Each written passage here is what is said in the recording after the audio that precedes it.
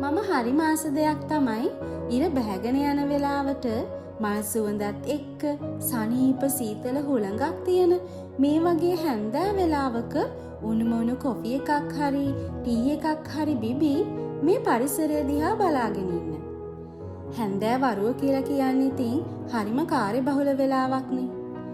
ඉතින් මේ වෙලාවට හරිම වේගෙන් යන වාහන, ඒ අතරේ පාරේ එහා මෙහා යන විවිධාකාරයේ මිනිස්සු, ඒ මිනිස්සුන්ගේ ගමනින් මූණෙන් කියවෙන දේවල්, ඒ විතරක් නෙවෙයි. හුළඟට ඒ මේ අත වැනෙන ගස්, ඒ ගස්වල පිපිලා තියෙන පාට පාට මල්, මේ දේවල් දිහා බලාගෙන ඉන්නකොට ඒ වෙලාවට හිත කොහෙදෝ පා වෙලා යනවා වගේ හරිම සැහැල්ලු සනීප හැඟීමක් තමයි දැනෙන්නේ.